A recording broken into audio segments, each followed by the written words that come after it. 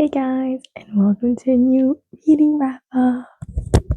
We are today filming this little June reading wrap up. I decided to take a new angle for this video because, as you can see, I redid my shelves, so I just want to kind of like show them off a bit. But this month was actually a pretty decent month. Lots of very high rated books and some a bit less high rated, unfortunately. But we are going to go through all these books.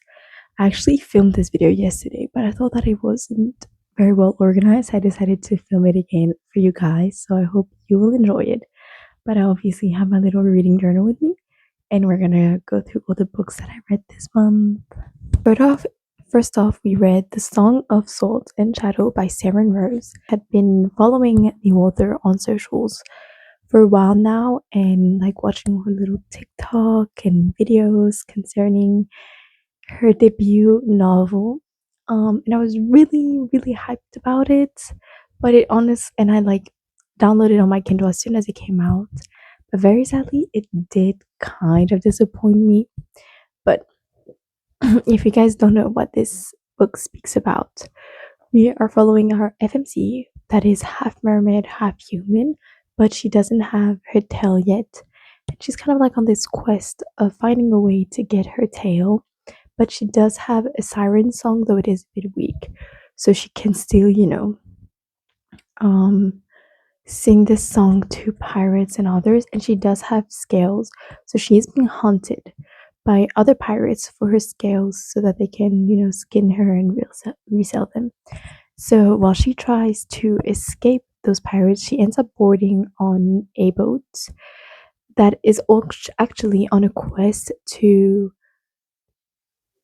kind of like get rid of this curse they have going on, and they're kind of like on a deadline.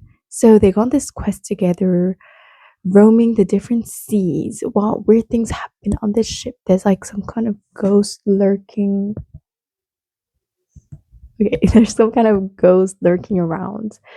I was super excited for this book because the premise seems so fun and exciting, but very sadly, it kind of did disappoint for me. I felt like while the premise was fun, the world building was lacking a tiny bit, and I get that this is a romantasy, so maybe world building isn't our author's priority, but I felt like there were so many fun aspects she could have played with. Because the fact that they're going to different seas, we could have met more different creatures and etc.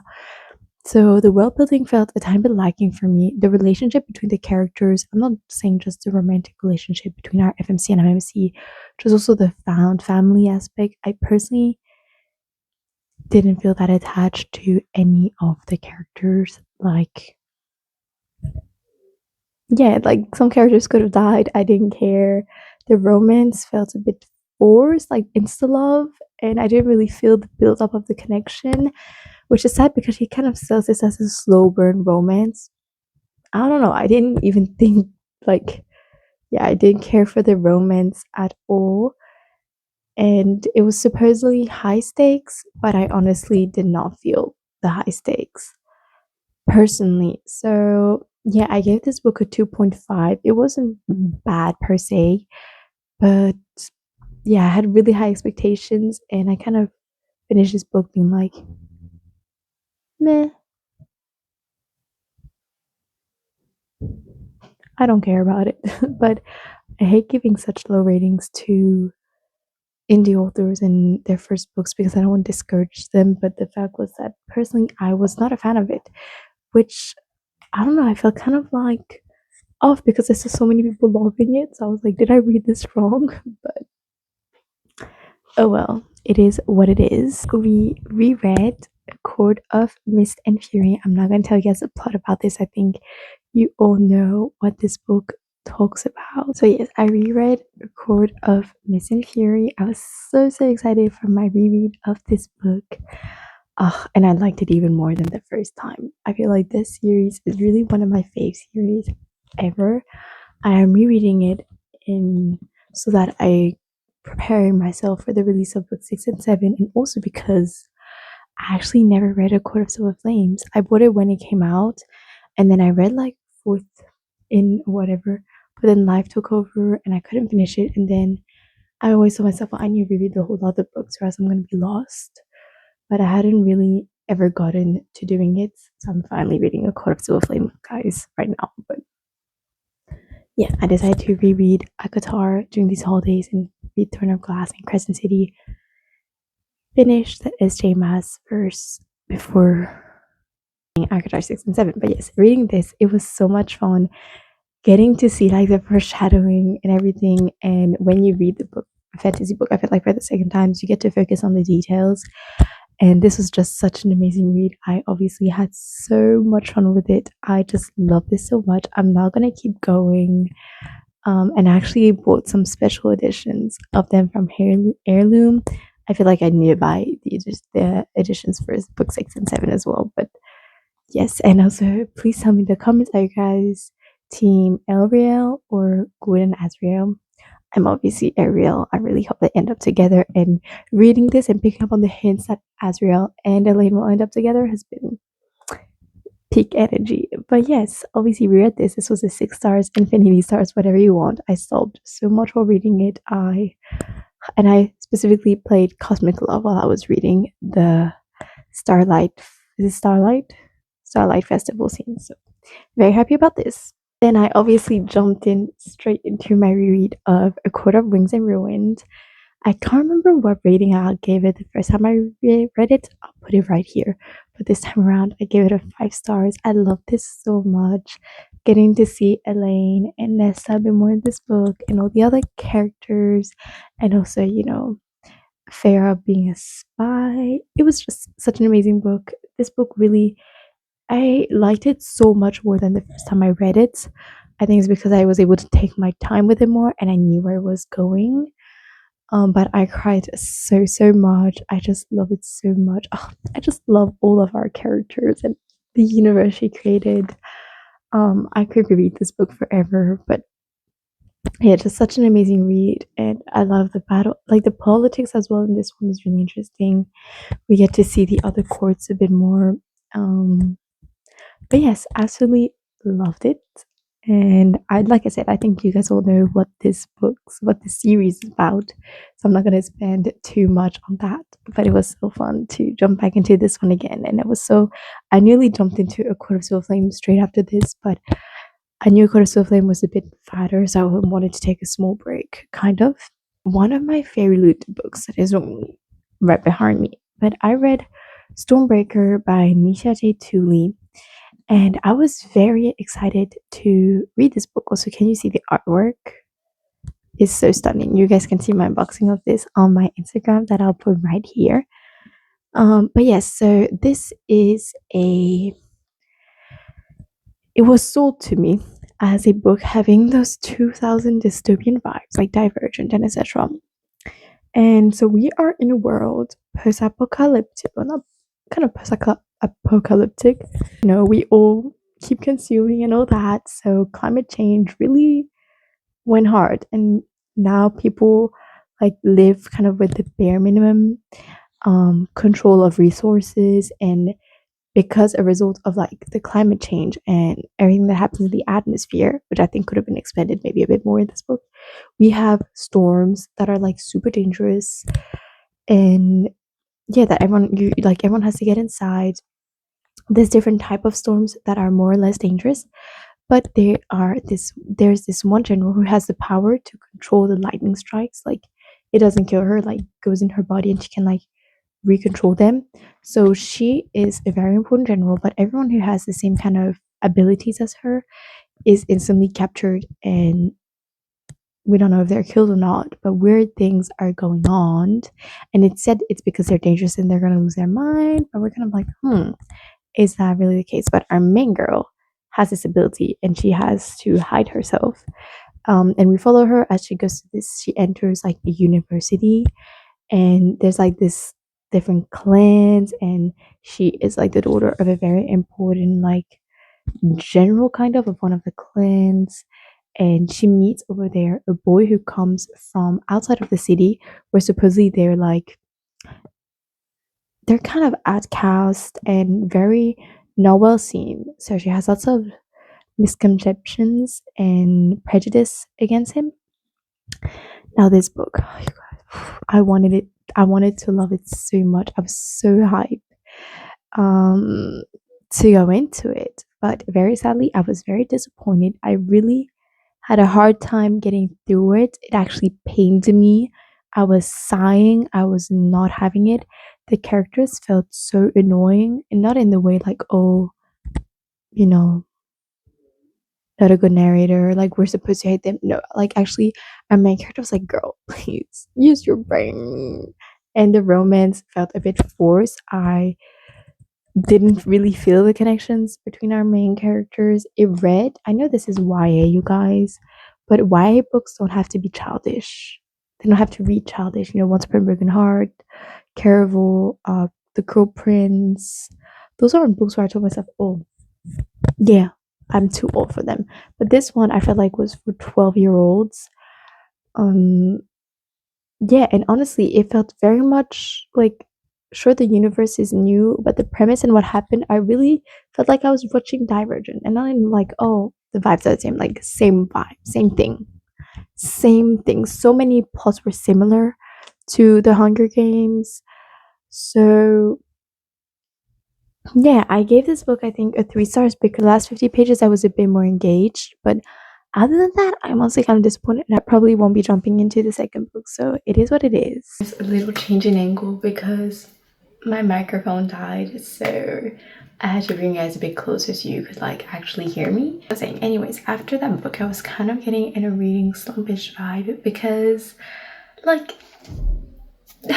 I felt like, you know, reading that book, especially after reading Akatar's book, just felt like I just got into reading slump. I struggled like with the what was I was gonna read next. I decided, you know what, let me read a fun little dark romance that's just gonna, you know, hype me up. So I specifically bought Lights Out for that purpose. I had heard lots of good reviews on that.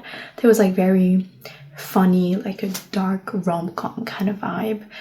So I bought it, and honestly I was very disappointed by it. I literally skimmed through the last 50%. I felt like it was the first 20%. I was so engaged and so into the book and into the story and really invested into what was going to happen in our characters, and I found them really fun.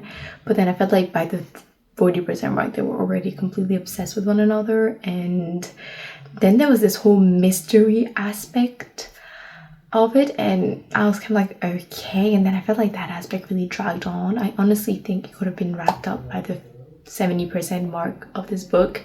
So I'm very sad to report I give this book a 2.5. But yeah, it just didn't hit the spot for me. I felt a bit less bad because I saw lots of very similar reviews.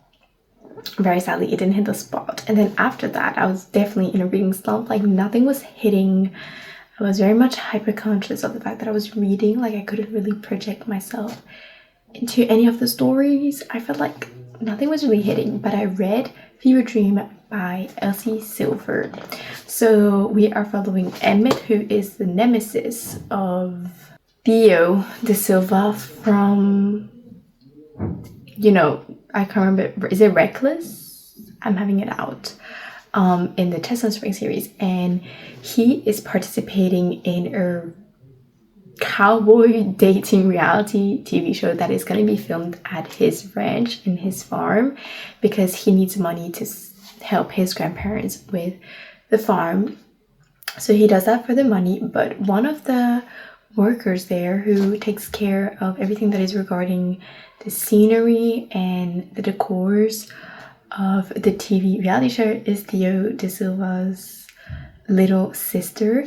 So there's kind of like this thing where she's his nemesis little sister, but they actually know each other from before. So I found that really fun, but also because they knew each other from before, there's also this aspect where like she damn well knows he's not a bad guy and it's just a show he's putting on. So there wasn't that much of like the enemies or rivals dislike to lovers. I feel like from the start, you know, he's not very hyped at the idea that she's here, but they don't like hate each other either.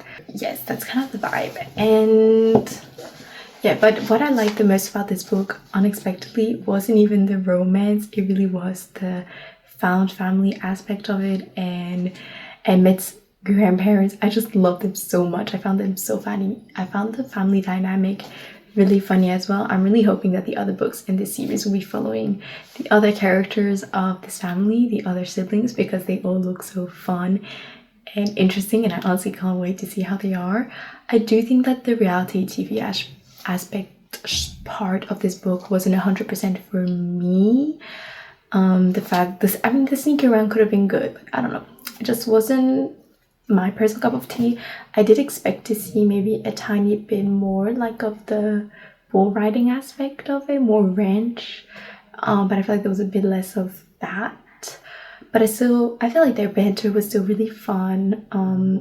It wasn't a couple that I was that attached to compared to maybe the other couples in Elsie Silver's universe, but I really loved their banter. I felt like I laughed a lot. They're both kind of like smart asses, so it was really fun to read, and it definitely was a book that I needed to get out of my reading slump because we have multiple POVs, fun banter, the plot is going pretty quick, plus the reality TV aspect show, even though it's not my favorite thing, romance was pretty entertaining. And the chapters are pretty short, so if you guys are in a reading slump and you want a fun little romance, I would definitely recommend Fever Dream by Elsie Silver. So excited to read, and I put it in paper because you guys, this cover is really pretty. I finally read Yes Year by Carol Claire Burke. I had heard so many things about this book. I had seen lots of mixed reviews, but I really wanted to give it a go. This is exactly my cup of tea in a book, and I really enjoyed it, guys. I really enjoyed it. I ended up giving it a 4.75. I was really close to giving it a 5 stars. The only reason I didn't give it a 5 stars in Aussie was because, and I feel like that's not really the author's fault maybe, but it's kind of sold as like this, oh, she goes back in time in the, what time? In, supposedly she wakes up, I think it's in 1488 or something like that. But in reality, we have 2 timelines. The timelines where, oh, 3 times, anyways, it's difficult. But there's one part where we really follow her, like when she goes back in time and she gets stuck in like the 15th, I think it's the 15th century. And then we also follow her, like her growing up, like going to uni and how she met her husband and all that. And yeah, but I did expect the part that was in 15th century to really be more around like how, if she was a trad wife at this time, it would have been, and it was a bit less of that. And when she was at that part, it was more of like this psychological thriller aspect, like where is she, what's going on, what's happening, which was also really fun. Yes, so I didn't give it a full 5 stars rating because of that. Honestly, to this point, I am still hesitating of giving it a 5 stars. Like, looking back on it, this book marked me so much, you guys. I might switch up to 5 stars because the more I keep thinking about it, I'm like, because true, we didn't see it as much in the 15th century, but honestly, I loved how it was made. I feel like it was definitely a marking error, but this is so interesting. Like, is our main character detestable and horrible? Yes, she is. But being her head was also so interesting, and yeah, I would recommend this book to a lot of people. I found Carol's writing was, Carol Claire Burke's writing was really amazing. I really got me hooked into the story. The thrilling aspect, like you guys, I finished it. I was a mix between wanting to throw up, cry, and I couldn't stop thinking about this book for the whole of the afternoon. I talked about it to everyone around me. And I just had so many questions. I was like, wait, but yeah, this was honestly perfect to get me out of flame of my reading slump. I did not expect to enjoy this book as much as I did, but yeah, I still don't know if I'm going to give it a 5 star, 4.75. I think I'm going to stay on my 4.75 review because there were a few points where it did feel like maybe a tiny bit slow, and yeah, but I still really enjoyed this book. I would definitely recommend you all to read it. And if you did read it, please do tell me what you thought about it. And yeah, I'd love to know. Then we read, I have the physical copy somewhere. I just don't know where. But we read The Rose Bargain by Sasha Payton Smith. This was my book club's book of the month. And I had really high expectations concerning that book, because it was sort of like this Bridgerton-esque vibe book, but also meets The Cruel Prince kind of. But honestly, I was kind of disappointed. I feel like the Bridgerton-esque aspect was just because it was supposedly in Regency era and there is like their season, but it didn't really feel that much like it. It really felt like, I haven't read the selection, but same premise as selection. Our main girl ends up entering this kind of like courting competition to win the prince's hand. And also there's this weird thing with her sister where like her sister just disappeared and suddenly reappeared, and it's so weird. But they live in like England, but their queen is a fae and she makes bargains with everyone. You're not obliged to make a bargain, but a lot of people make bargains, for example, to become prettier, to get maybe more better marriage prospects, and you always have to give something in return. This book, I mean, I gave it a 3.5 because, you know, it wasn't like slow or anything, but I did feel like, if I didn't read Red Queen, so that's why I'm going to say Powerless, but it felt so much like Powerless with the two brothers, like same vibes. And then I 100% knew where this was going, in a way where it was kind of too predictable, boring. And our two main characters, I can't remember the MMC's name, guys, I'll put it up here. I felt like their banter was so forced, and like I didn't feel any chemistry between them. I feel like our main girl honestly had more chemistry with Bram, who we know that it's not supposed to be the main male character, but he was looking more interesting than the other one. I thought the characters was pretty unrealistic. Like one of them is like secretive and making schemes, but like he definitely puts down all his cards in front of her, even though they've known each other for like 2 weeks. There's like these little missions, competitions that the queen holds for these girls, and they're supposedly high stakes. Did not feel the high stakes at all. And one thing that probably disappointed is the main part of the book, we are in our main female main character's point of view, but there is one chapter per the contestant's point of view, and I feel like that's the only moment that we get to really know the other girls in the book and actually like and appreciate them. And I find it a bit disappointed that we need to be in those characters' head for us to understand how they are. I get the part of like getting to be in those characters' heads so we get to see their secrets, but those secrets and their weird behavior was not hinted at all throughout the whole of the time we are in our FMC's head. So yeah, and I didn't care for those characters. They felt like they had no personality until we got to their chapter, and I found that kind of sad that we need to be in their head to feel close to them. That's kind of a shame in my opinion. Like I said, the ending felt very predictable. And the world building, I feel like, could have been expanded a bit more. And this read extremely wide, the same way as Stormbreaker, but there was surprisingly a bit of descriptive smut. So I was like, yeah, I did. While Stormbreaker, I had a hard time going through it. This time, this book, you know, I think I read it maybe in 2 days. But this is the opinions I had on it. It was definitely a bit of a letdown. I had really high expectations and it kind of disappointed me, in all honesty. I'm so sorry. Then after that, I finally picked up A Court of Frost and Starlight. I had so much fun reading it. I gave it a 4.75, but I love getting to see the other characters' point of view, and so many of the little Azrael and Helene scenes in here was so fun.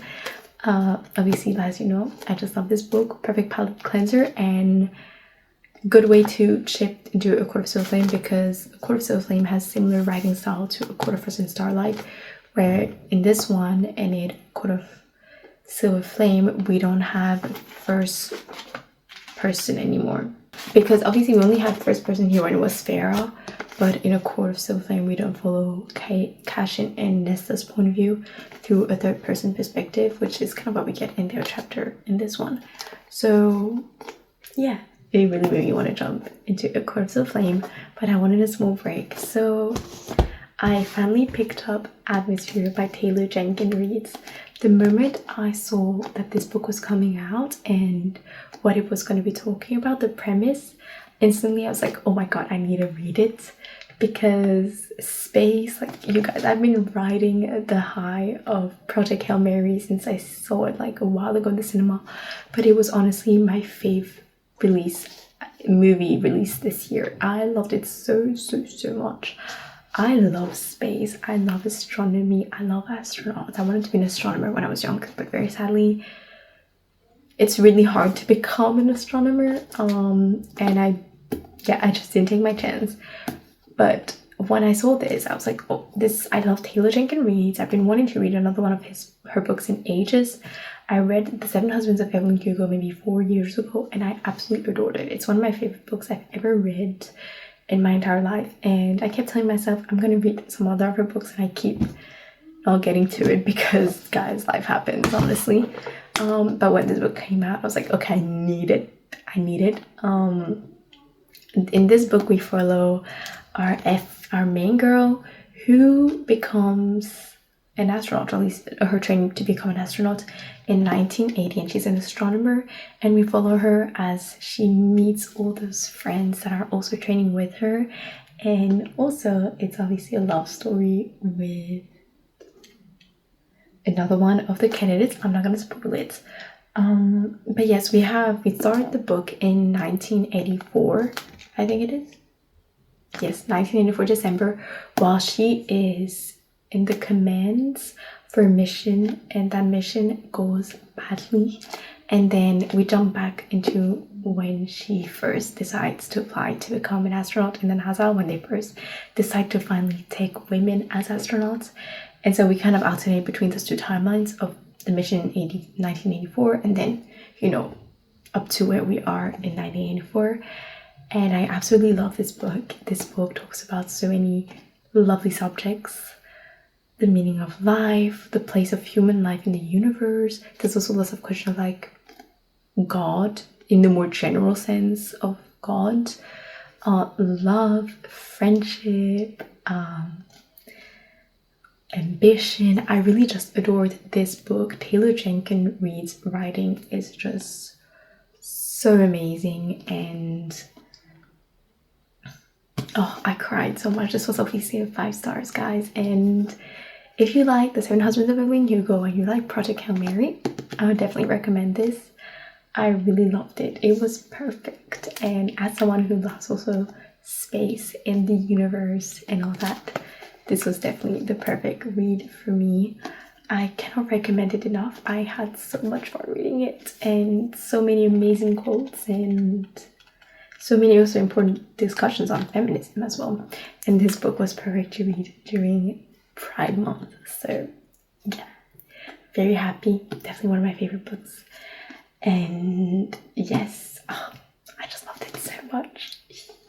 So anyway, guys, these are all the books I read this month. We read 10 books, the same as last month, but we either had really high rated books or low rated books. But yeah, I hope July will be just as an exciting month. I'm trying to get through my physical TBR in July a bit more before I leave on holiday.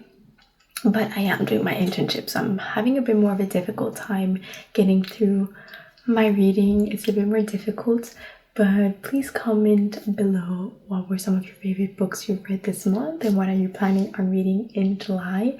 I still haven't gotten to making TBR videos, but if that's something that you guys would be interested in, please let me know. I'm so sorry for the change of angle and of sound, but you know, I didn't want to stop the filming, so it is what it is, and I will see you guys next time.